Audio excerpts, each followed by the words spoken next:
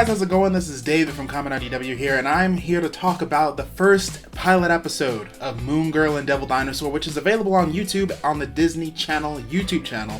Highly recommend checking it out. It's like 45 minutes long, a really good pilot episode. I watched it earlier today, and I am super excited to I just want to talk about it. I just want to gush, and if you've seen it and you want to talk about it, comment down below. We can discuss, we can gush together, and I'm looking forward to really seeing where this show goes, because it's very good. It's very good. A little background on me. I'm like a Marvel fan. I'll say like I'm an MCU fan. I've been sticking around through all the phases. I'm maybe like a movie or two behind right now. I play Marvel Snap. That's where I first heard of Girl and Devil Dinosaur, specifically on Marvel Snap. I've seen their comics here and there at my local shops. Never really looked into them until I saw that the Girl and Devil Dinosaur show was about to be a thing. So then I actually went into my local shops and bought a couple Girl and Devil Dinosaur comic books. I'm currently reading the current run of Girl and Devil Dinosaur. So I'm really interested in these characters now, other than the animated show specifically. But that being said, the show is really good. Really good show. It's like I said, it's a 45-minute pilot, first episode, and I'm hoping they drop a lot more of these episodes on Disney Plus. I think they said they're going to drop them on there. I'm not sure if they're going to do it in waves or if they're just going to drop like the whole series like they did with like Proud Family or something like that. But it's going to start soon, so I'm really looking forward to watching more of this show. I'm just going to talk about it, and you guys are going to just follow me through. I'm going to have some clips up, and we're just going to go from there. All right. Cool. So Lunella Lafayette is Girl's identity. That's her Peter Parker to her Spider-Man. Lunella Lafayette, that's her. She lives with her mom, her dad, her grandma, grandpa, I guess, in an apartment in the Lower East Side. I'm not sure what part of New York that is specifically, but they keep crapping on Jersey. I don't know what's going on with Jersey, but that's real funny to me.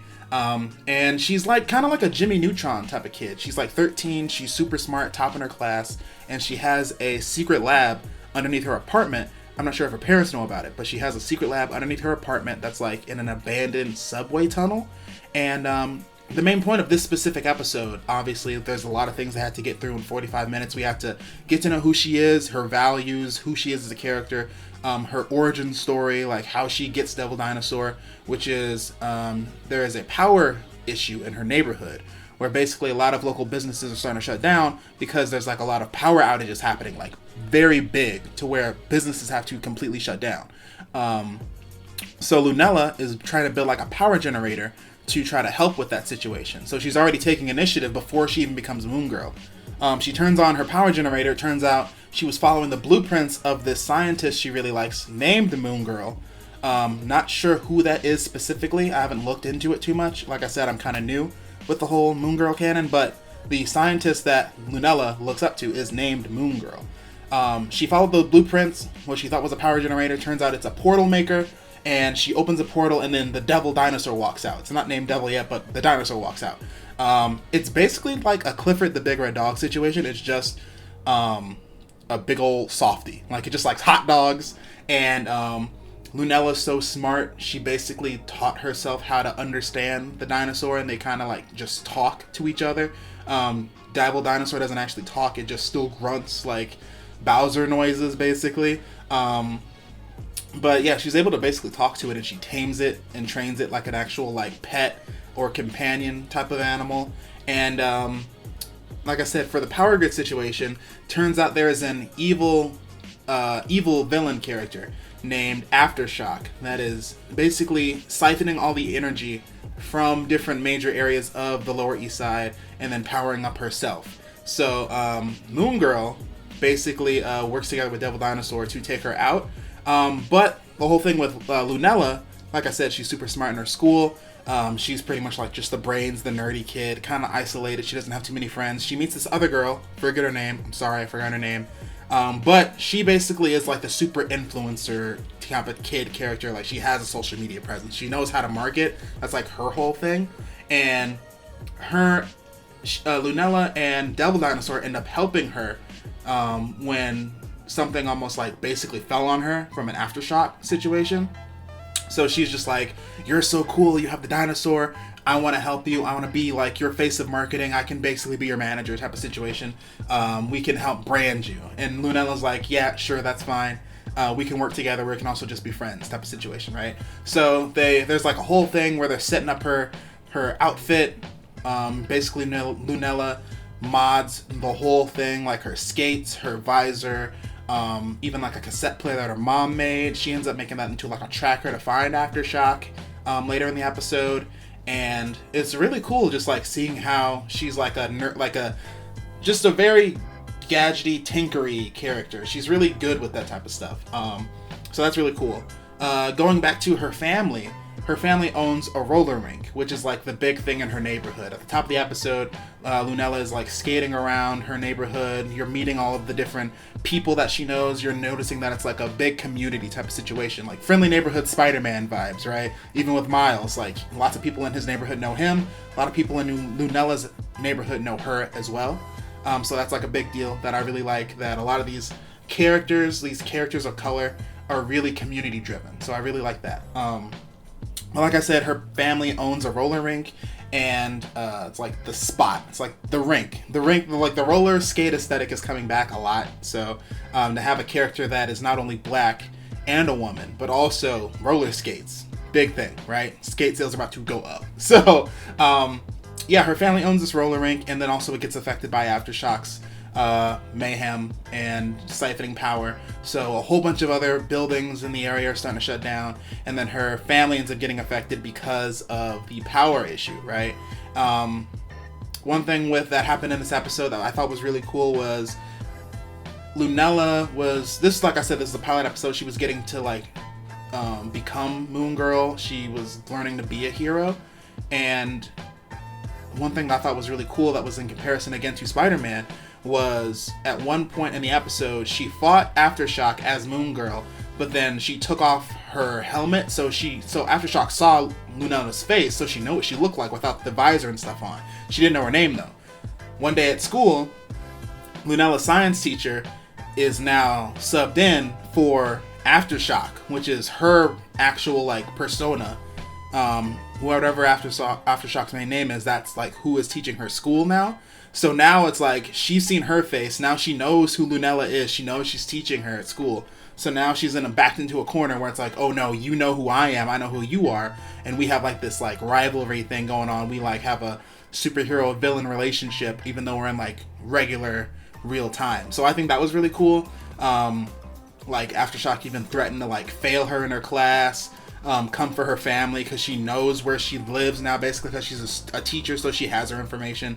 So she's like, you're either gonna stop following me, you're gonna stop messing with my plans, or you're just gonna like let me do my thing, right? So I thought that was really cool, really big stakes. And then also since this was Lunella's first time being a hero, she got put in a position where it's like, am I in over my head? Am I gonna get hurt? Am I gonna get my family hurt in this situation? When she first fought Aftershock, Devil actually got hurt, so she was like, I can't be a hero if I'm gonna get people hurt. Maybe I'm in over my head type of situation, right? So it was a good like falling action, a good moment of like second guessing from the hero character in the first episode. So I thought that was really cool. But then in the back half, she ended up like not only taking out Aftershock by herself with her brains, but also she ended up needing the community too to come together. So basically how she beat her, which is like we're not strangers to Marvel villains being electric based, right? We got Electro and Spider-Man, and Spider-Man's done that a whole bunch of times. But now we also have Lunella, and we have her with Aftershock. And basically she grounds her into like the electrical units in the city by basically taking like a flagpole from her school, using like electrical coil, and then like having her shocked, and then like basically hitting her with that pole and then grounding her into the ground. But like she needed the help of the community to help her out with that, because she's like only a 13-year-old kid. She's not like super good at this hero thing yet, and she's still kind of like trying to get the whole thing with Devil, right? So that was a cool thing, just seeing like how also the community also helps out with the situations when they need to be. So it's not like Lunella's just OP and she can just do whatever she wants and she can just handle situations. She also needs a little bit of help. So I thought that was really cool. Another thing in the episode was like how like I said, Devil got hurt, and she felt really bad about it, so she wanted to send Devil back home.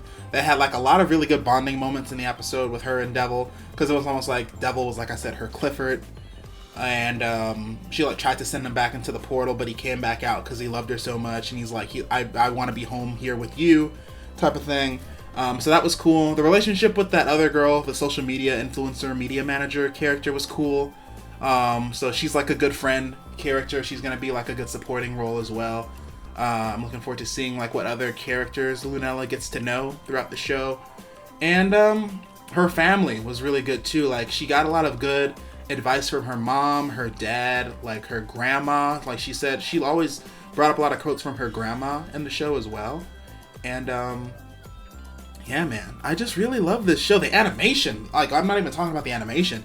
The animation is like top notch. The fight scene with her versus Aftershock was like, it's not just a straight up fight scene, it's like really colorful. It's based on the music of the theme song of the show. Like in the pilot, they didn't open with the theme song, they had the Moon Girl Magic song over the fight scene, so that was really dope.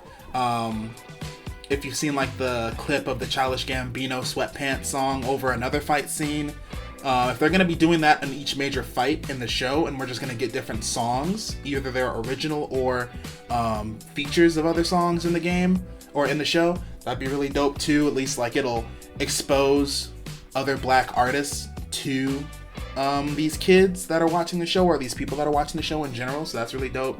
And yeah, man, I'm really enjoying it. Like, the art style is great, animation, the voice acting, the music, all the beats are being hit. Like, I'm 28, and I'm watching like this Disney Channel Marvel show, and it doesn't feel like it's written in a way where I'm like, this feels like it's too childish for me. It feels like it's perfect for the character, considering that she is, like I said, a 13-year-old girl with a freaking dinosaur.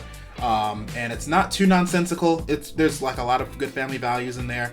Great watch. I'm definitely going to keep tabs on it. Like I said, I'm also reading the Moon Girl and Devil Dinosaur comic, so I'm going to also stay in touch with the franchise and this character in that way.